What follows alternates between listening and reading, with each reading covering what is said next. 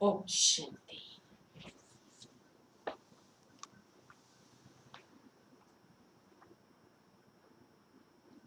17 तारीख की मुरली है।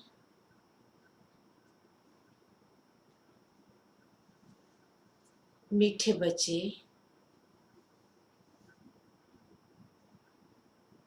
बाप आए हैं। आप बच्चों को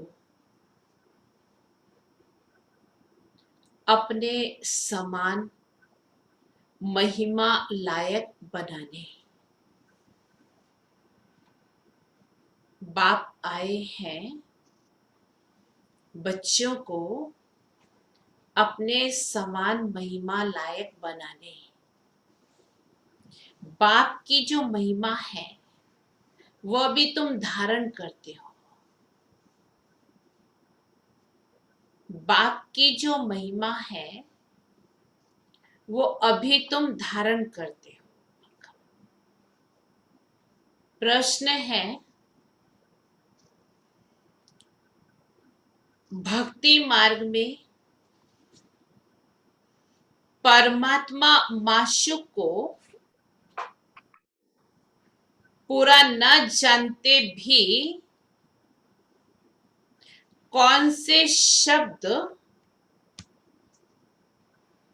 बहुत प्यार से बोलते और याद करते हैं।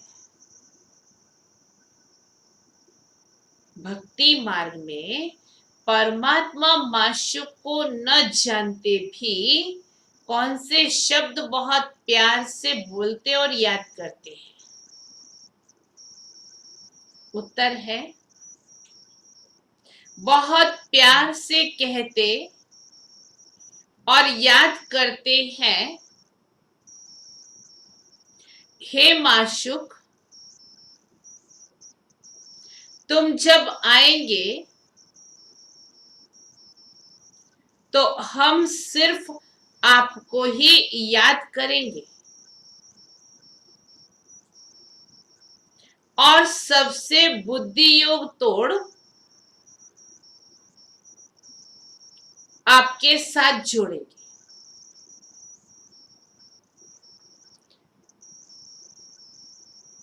अब बाप कहते हैं, बच्चे, मैं आया हुआ हूं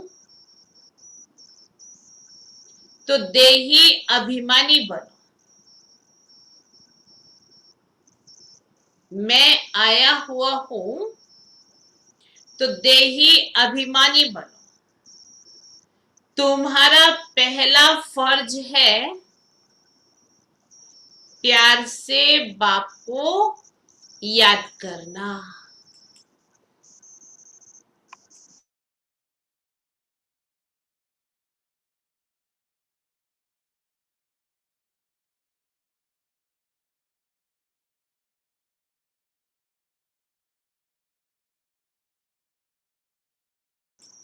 तो बाबा ने कहा, तुम्हारा पहला फर्ज है क्या? बाप को याद करना। ओम शांति। मीठे मीठे जीव की आत्माओं को परम पिता परमात्मा बैठ समझाते हैं कि मैं साधारण बूढ़े तन में आता हूं, आकर बहुत बच्चों को पढ़ाता हूं। ब्रह्मा मुख वंशावली ब्राह्मण बच्चों को ही समझाएंगे, जरूर मुख द्वारा ही समझाएंगे। और किसको समझाएंगे? बच्चे कहते हैं कि भक्ति मार्ग में हमने बाप को बुलाया, हे पतित पावन, भारत ही पावन था, बाकी सब शांति धाम में थे। बच्चों को ये स्मृति में रखना चाहिए कि सतयुग त्रेता किसको कहा जाता है, द्वापर कलयुग किसको कहा जाता है, उनमें कौन कौन राज्य करते थे। तुम्हारी बुद्धि में पूरी नॉलेज है। जैसे बाप को रचना के आदि मध्य अंत का ज्ञान है, वैसे तुम्हारी बुद्धि में भी है। बाप जो ज्ञान देते हैं वो बच्चों में भी जरूर होना चाहिए। बाप आकर बच्चों को आप समान बनाते हैं। जितनी बाप की महिमा है उतनी बच्चों की भी महिमा है। बाप ने बच्चों को जास्ती महिमावान बनाया है। हमेशा समझो कि शिव बाबा इन द्वारा सिखाते हैं। आत्मा ही एक दो से बात करती है, परंतु मनुष्य देह अभिमानी होने के कारण समझते हैं फलाना पढ़ाता है। वास्तव में करती सब कुछ आत्मा है। आत्मा ही पाठ बजाती है। देही अभिमानी बनना है। घड़ी घड़ी अपने को आत्मा समझना है। जब तक अपने को आत्मा नहीं समझेंगे तो बाप को भी याद नहीं कर सकेंगे, भूल जाते हैं। तुमसे पूछा जाता है तुम किसके बच्चे हो, तो कहते हो हम शिव बाबा के बच्चे हैं। विजिटर बुक में भी लिखा हुआ है तुम्हारा बाप कौन। कोर्स करने के लिए आते हैं तो उनसे फॉर्म भराया जाता है ना, तो झट देह के बाप का नाम बताएंगे। अच्छा, अब देह के बाप का नाम बताओ, देही के बाप का नाम बताओ। तो कोई कृष्ण का, कोई हनुमान का नाम लिखेंगे, या तो लिखेंगे हम नहीं जानते हैं। अरे, तुम लौकिक बाप को जानते हो और पारलौकिक बाप जिनको हम हमेशा दुख में याद करते हैं, उनको नहीं जानते हो। कहते भी हैं हे भगवान रहम करो, हे भगवान एक बच्चा दे दो, मांगते हैं ना। अब बाप बिल्कुल सहज बात बताते हैं, तुम देह अभिमान में बहुत रहते हो, इसीलिए बाप के वर्षे का नशा नहीं चढ़ता। तुमको तो बहुत नशा चढ़ा लेना चाहिए। भक्ति करते या भगवान से मिलने के लिए यज्ञ तप दान पुण्य आदि करना, ये सब भक्ति है। सब एक भगवान को याद करते हैं। तो बाप कहते हैं मैं तुम्हारा पतियों का पति हूं, बापों का बाप हूं। सब बाप भगवान को याद जरूर करते हैं, आत्माएं ही याद करती है। बल कहते भी है भ्रुकुटी के बीच में चमकता है अजब सितारा, परंतु ये बिगर समझ के ऐसे नहीं कह सकते। रहस्य का तो कुछ पता ही नहीं है। तुम आत्मा को ही नहीं जानते हो तो आत्मा के बाप को कैसे जानेंगे। दीदार तो होता है भक्ति मार्ग में। भक्ति मार्ग में पूजा के लिए बड़ा बड़ा लिंग रख देते हैं क्योंकि अगर बिंदी का रूप दिखाए तो कोई समझ ना सके। ये है महीन बातें। परमात्मा जिसको अखंड ज्योति स्वरूप कहते हैं, मनुष्य कहते हैं, उनका कोई बहुत बड़ा रूप है। ब्रह्म समाजी मठ वाले ज्योति को परमात्मा कहते हैं। दुनिया में किसी को पता नहीं है कि परमात्मा बिंदी रूप है। वो तो मूंझ जाते हैं ये समझ करके। बच्चे भी कहते हैं बाबा किसको याद करें। कहीं देखो अभी तक भी बाबा के बच्चे भी कहते हैं बाबा की याद नहीं ठहरती है, कैसे याद करें। हमने तो सुना था बहुत बड़ा लिंग है, उनको याद किया जाता है। अब बिंदी को कैसे याद करें। स्थूल रूप में याद करने की आदत पड़ गई है न? और अभी मालूम पड़ा है शिव बाबा तो अति सूक्ष्म बिंदु रूप है। अरे तुम आत्मा भी बिंदी हो, बाप भी बिंदी है। आत्मा को बुलाते हैं, वो जरूर यहाँ ही आकर के बैठेंगे।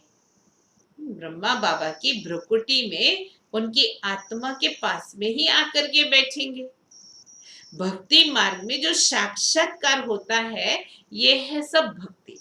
भक्ति भी एक की नहीं करते, बहुतों को भगवान बना दिया और सभी के फोटो लगा देते हैं और एक अगरबत्ती सभी को ही दिखा देते हैं। कोई भगवान नाराज ना हो जाए इनमें से है? तो देखो कितनी अंधश्रद्धा है। भगत जो भक्ति करते रहते हैं उनको भगवान कैसे कहेंगे। अगर परमात्मा सर्वव्यापी है तो फिर भक्ति किसकी करते हैं। सो भी भिन्न प्रकार की भक्ति करते हैं, अलग अलग प्रकार से भक्ति करते हैं। बाप समझाते हैं बच्चे ऐसे मत समझो, वार्निंग दे रहे हैं, ध्यान से सुनना। ऐसे मत समझो कि हमको अनेक वर्ष जीना है। अभी समय बहुत नजदीक आता जाता है। निश्चय रखना है बाबा को ब्रह्मा द्वारा स्थापना करानी है। बाप खुद कहते हैं मैं इस द्वारा तुमको सृष्टि के आदि मध्य अंत का राज समझाता हूं। गाते भी हैं ब्रह्मा द्वारा स्थापना। ये नहीं जानते कि नई दुनिया को विष्णुपुरी कहा जाता है और विष्णु के दो रूप लक्ष्मी नारायण वहां राज्य करते हैं। किसी को पता नहीं है कि विष्णु कौन है। तुम जानते हो कि ये ब्रह्मा सरस्वती ही फिर विष्णु के दो रूप लक्ष्मी नारायण बन पालना करते हैं। सतयुग में ब्रह्मा द्वारा स्थापना, विष्णुपुरी अर्थात स्वर्ग की पालना कैसे करेंगे। तुम्हारी बुद्धि में आना चाहिए। बाप ज्ञान का सागर है, मनुष्य सृष्टि का बीज रूप है। वो इस ड्रामा के आदि मध्य अंत को जानते हैं। वही पतित पावन है। जो बाप का धंधा है वही तुम्हारा धंधा है। क्या कहा। जो बाप का धंधा है वही तुम्हारा धंधा है। तुम भी पतित से पावन बनाते हो। दुनिया में एक बाप के 3-4 बच्चे होंगे। कोई बच्चा बहुत ऊंचा चढ़ा हुआ होगा, कोई बिल्कुल नीचे होगा। यहां तुमको बाप का एक ही धंधा सिखाते हैं कि तुम पतितों को पावन बनाओ। सबको ये लक्ष्य दो कि शिव बाबा कहते हैं मुझे याद करो। गीता में कृष्ण भगवानोवाच लिख दिया है, तुमको समझाना है। भगवान तो निराकार है, पुनर्जन्म रहित है। बस यही भूल है। अभी तुम बच्चे कृष्णपुरी के मालिक बन रहे हो। कोई राजधानी में आते हैं, कोई प्रजा में आते हैं। कृष्णपुरी कहा जाता है क्योंकि कृष्ण सभी को बहुत ही प्यारा है। बच्चे प्यारे लगते हैं ना। बच्चों का भी माँ बाप से प्यार होता है। प्यार सारा बिखर जाता है। अब बाप समझाते हैं, तुम अपने को आत्मा समझो, शरीर मत समझो। घड़ी घड़ी आत्मा निश्चय करो, आत्म अभिमानी बनो। बाप भी निराकार है, यहां भी शरीर लेना पड़ता है समझाने के लिए। बिगर शरीर तो समझा नहीं सकेंगे। तुमको तो अपना शरीर है, बाबा फिर लोन लेते हैं। बाकी इसमें प्रेरणा आदि की बात नहीं है। बाप खुद कहते हैं, मैं ये शरीर धारण कर बच्चों को पढ़ाता हूं, क्योंकि तुम्हारी आत्मा जो भी तमो प्रधान बन गई है, उनको सतो प्रधान बनाना है। गाते भी हैं, पतित पावन आओ, परंतु अर्थ तो समझते नहीं। अभी तुम समझते हो बाप कैसे आकर पावन बनाते हैं, ये भी तुम जानते हो। सत्युग में सिर्फ हमारा ही छोटा झाड़ होगा, तुम स्वर्ग में जाएंगे, बाकी जो इतने खंड हैं उनका नाम निशान भी नहीं होगा। भारत खंड ही स्वर्ग होगा, परम पिता परमात्मा ही आकर हेवन की स्थापना करते हैं। अभी हेल है। प्राचीन भारत खंड ही है जहां देवताओं का राज्य था, अब नहीं है। उन्हों के यहाँ मंदिर है, चित्र है, तो भारत की ही बात हुई ना। ये कोई भी भारतवासी की बुद्धि में नहीं आता है कि भारत स्वर्ग था, ये लक्ष्मी नारायण उसके मालिक थे और कोई खंड नहीं था। अब तो अनेक धर्म हो गए। भारतवासी धर्म भ्रष्ट कर्म भ्रष्ट बन गए हैं। कृष्ण को श्याम सुंदर कहते हैं, परंतु अर्थ तो समझते नहीं है। बरोबर, ये सांवरा था कब? जब कलयुग का अंत था। कहते हैं कृष्ण को सर्प ने डसा तो सांवरा हो गया, और वह तो सत्युग का प्रिंस था, कैसे काला हो गया? अभी तुम ये बातें समझते हो। कृष्ण के माँ बाप भी अभी पढ़ रहे हैं। माँ बाप से उत्तम श्री कृष्ण गाया हुआ है, माँ बाप का कोई नाम नहीं है। नहीं तो जिस माँ बाप से ऐसा बच्चा पैदा हुआ, वह माँ बाप भी प्यारे होने चाहिए, परंतु नहीं। महिमा सारी राधे कृष्ण की है, माँ बाप की कुछ भी नहीं। तुम्हारी बुद्धि में ज्ञान है, ज्ञान है दिन, भक्ति है रात, अंधियारी रात में ठोकरे ही खाते हैं। अभी तुम बच्चों को समझाया जाता है। क्या समझाया जाता है? क्या समझाया जाता है? आजकल की गवर्नमेंट भी बार बार समझा रही है, घर में रहो, ये सर्विस भी करते रहो, मनसा के द्वारा वाइब्रेशन फैलाते रहो। कोई को भी समझाओ, तुम आधा कल्प के आशिक हो, एक माशूक के। भक्ति मार्ग में सभी उनको याद करते हैं तो आशिक ठहरे ना, परंतु माशूक को पूरा जानते नहीं। याद बहुत प्यार से करते हैं, हे माशूक तुम जब आएंगे तो हम सिर्फ आपको ही याद करेंगे और सबसे बुद्धि योग तोड़ आपके साथ जोड़ेंगे।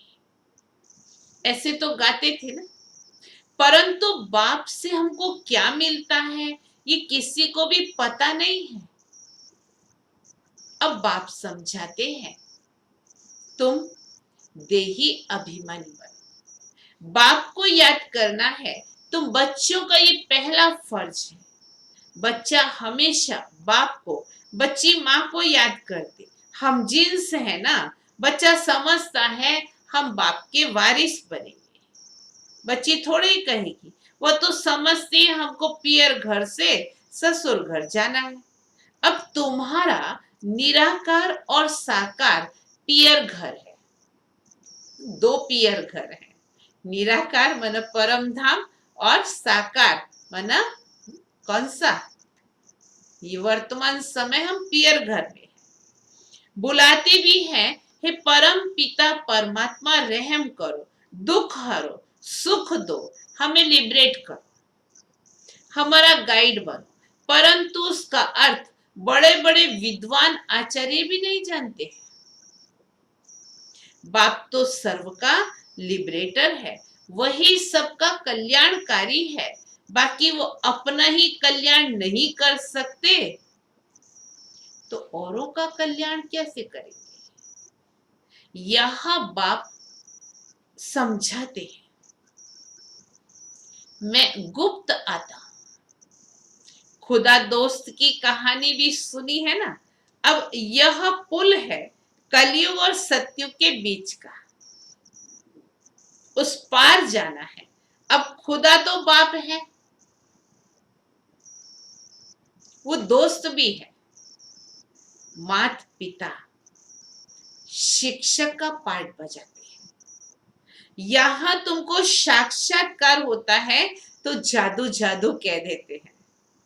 साक्षात्कार तो नौदा भक्ति वालों को भी होते, जो बहुत तीखी भक्ति करते हैं कि दर्शन दो नहीं तो हम अपना गला काट देंगे, तब साक्षात्कार होता है। उनको नौदा भक्ति कहा जाता है। यहां नौदा भक्ति की बात नहीं है। घर में बैठे बैठे भी बहुतों को साक्षात्कार होते रहते। स्थापना के समय तो यही सब कुछ चला ना। दिव्य दृष्टि की चाबी मेरे पास है। अर्जुन को भी मैंने दिव्य दृष्टि दी ना। ये विनाश देखो, अपना राज्य देखो, अब मामेकम याद करो तो यह बनेंगे। छोटे थे ना तो एक वो खेल दिखाने वाला आता था, उसके ऐसे दो गोल गोल वो होते थे और ऊपर से वो घुमाता था, उसमें ऐसे करके हम देखते थे और वो दिखाता था। अब आगरे का ताजमहल देखो, ऐसे ऐसे, अब ये कुतुब मीनार देखो, और अंदर वो दिखाई देती थी। तो बाबा कहते मैं साक्षात्कार भी कराता हूँ, क्या कि अब ये विनाश देखो, स्थापना देखो, अपना राज्य देखो, और अब मामेकम याद करो तो ये बनेंगे। अभी तुम समझते हो विष्णु कौन है। मंदिर बनाने वाले खुद नहीं जानते। विष्णु द्वारा पालना चार भुजा का अर्थ ही है दो भुजा मेल की, दो फीमेल की।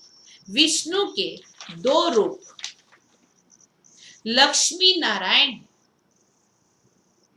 परंतु कुछ भी समझते नहीं है, किसका भी ज्ञान नहीं है, न शिव बाबा का न विष्णु का। तो पहले पहले बाबा का आकर्षण था, बहुत आते थे। शुरू शुरू में घर बैठे ब्रह्मा बाबा का साक्षात्कार होता था और उसमें से श्री कृष्ण का साक्षात्कार होता था। और फिर जब दौड़ दौड़ करके आते थे तो बाबा को देखते थे, तो बाबा के अंदर जो रूहानियत थी उसका एकदम बहुत आकर्षण होता था। शुरुआत में सारा आंगन भर जाता था, जज मजिस्ट्रेट सब आते थे। फिर क्या हुआ? विकार का झगड़ा शुरू हुआ। नई बात तो यही है ना अपने ज्ञान में पवित्र बनने की। कहने लगे बच्चे नहीं पैदा होंगे तो सृष्टि कैसे चलेगी, ये तो सृष्टि बढ़ने का कायदा है। गीता की बात ही भूल गए हैं। गीता पढ़ते रहते हैं, हर रोज पढ़ते हैं, लेकिन गीता में जो कहा है वो तो भूल ही गए हैं। क्या? काम महा शत्रु है, उस पर जीत पानी है। कहने लगे स्त्री पुरुष दोनों इकट्ठे आए तो उनको ज्ञान दो, अकेले को नहीं दो। अब दोनों भी आवे तो देवे ना। बाबा को भी सलाह देने वाले बहुत निकले। देखो, दोनों को इकट्ठा भी देते हैं तो भी कोई ज्ञान लेते हैं, कोई नहीं लेते। तकदीर में नहीं होगा तो क्या कर सकते हैं। एक हंस एक बगुला बन पड़ते हैं। यहां तुम ब्राह्मण देवताओं से भी उत्तम हो, जानते हो हम ईश्वरीय संतान हैं, शिव बाबा के बच्चे हैं।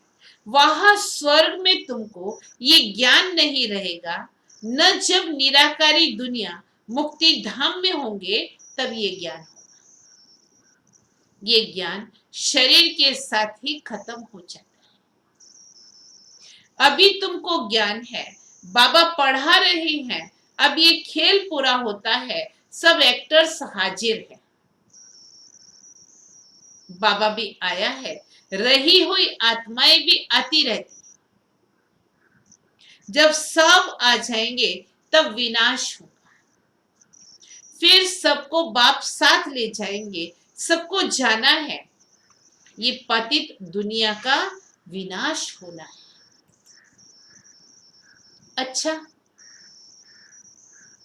मीठे मीठे सिकिलदे बच्चों प्रति मात पिता बाप दादा का याद प्यार और गुड मॉर्निंग।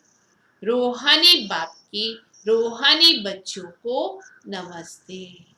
हम रूहानी बच्चों की रूहानी बाप को याद प्यार, गुड मॉर्निंग और नमस्ते। धारणा के लिए मुख्य सार है, पहली पॉइंट,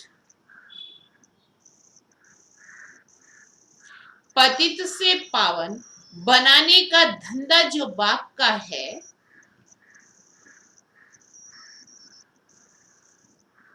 पतित से पावन बनाने का जो धंधा बाप का है, वही धंधा करना है, वही धंधा करना है। सबको लक्ष्य देना है, सबको लक्ष्य देना है कि बाप को याद करो और पावन बनो। बाप को याद करो और पावन बनो। दूसरी पॉइंट, ये ब्राह्मण जीवन देवताओं से भी उत्तम है। यह ब्राह्मण जीवन देवताओं से भी उत्तम है। इस नशे में रहना है, इस नशे में रहना है। बुद्धि का योग और सबसे तोड़ एक माशूक को याद करना है।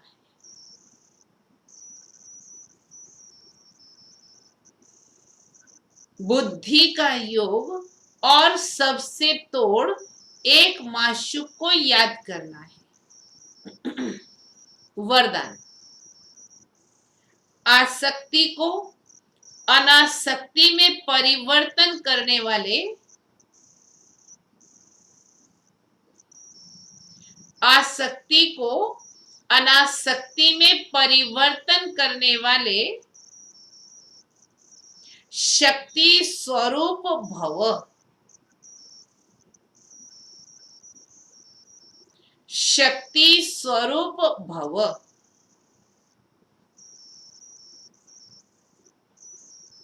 शक्ति स्वरूप बनने के लिए आसक्ति को अनासक्ति में बदली करो। शक्ति स्वरूप बनने के लिए आसक्ति को अनासक्ति में बदली करो। अपनी देह में, संबंधों में कोई भी पदार्थ कहां भी आसक्ति है, कोई भी पदार्थ में यदि कहां भी आसक्ति है तो माया भी आ सकती है। अपनी देह में, संबंधों में, कोई भी पदार्थ में यदि कहीं भी आसक्ति है तो माया भी आ सकती है और शक्ति रूप नहीं बन सकती। माया आएगी तो फिर शक्ति रूप नहीं बन सकते। इसीलिए पहले अनासक्त बनो।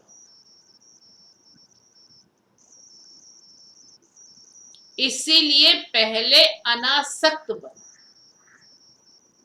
तब माया के विघ्नों का सामना कर सकेंगे। तब माया के विघ्नों का सामना कर सकेंगे। विघ्नों के आने पर चिल्लाने व घबराने के बजाय,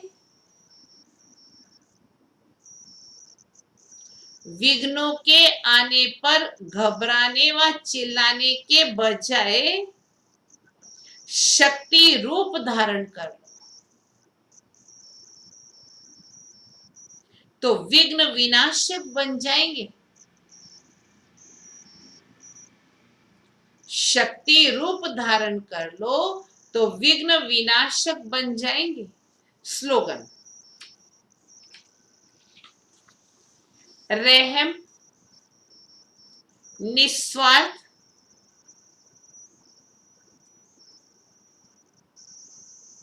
और लगाव मुक्त हो। अगर किसी के ऊपर रहम करते भी हैं तो वो निस्वार्थ और लगाव मुक्त हो। स्वार्थ वाला रहम नहीं कि उससे कोई काम निकालना है इसलिए उसके ऊपर बहुत रहम आ गया। तो बाबा कहते स्वार्थ वाला रहम नहीं। अच्छा, आज का स्वमान है, मैं अव्यक्त स्थिति में स्थित हूं। मैं अव्यक्त स्थिति में स्थित हूं। जितना आप अपनी अव्यक्त स्थिति में स्थित होते जाएंगे उतना बोलना कम होता जाएगा। कम बोलने से ज्यादा लाभ होगा।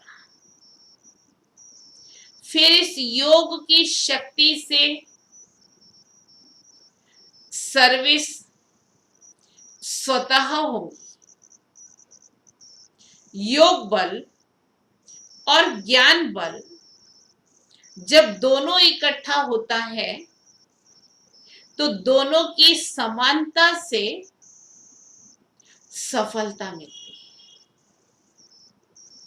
आज से जो ये पॉइंट्स शुरू हो रही हैं वास्तव में ये है कि अब योग बल द्वारा सफलता संपन्न बनो, उसके लिए सारे ये पॉइंट्स आज से शुरू किए हैं। अच्छा, ओम शांति। अभी हम सभी ट्रैफिक कंट्रोल भी करेंगे, साथ साथ योगदान भी देंगे।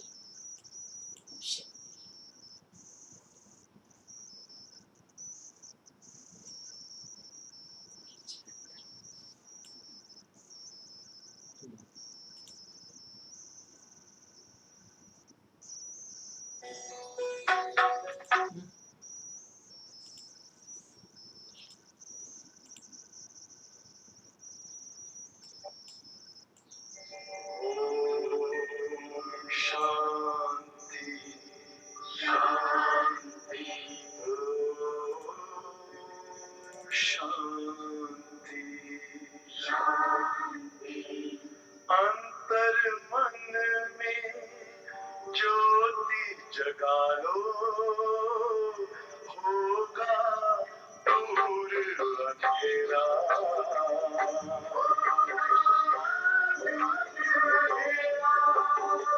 शिव का कर लो ध्यान,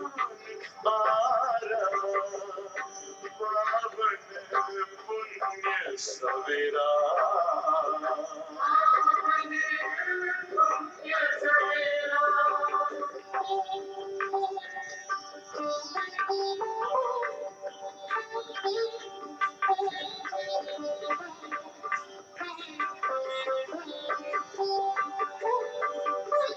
तुम हो कौन, कहाँ से आए, अपने आप को जानो,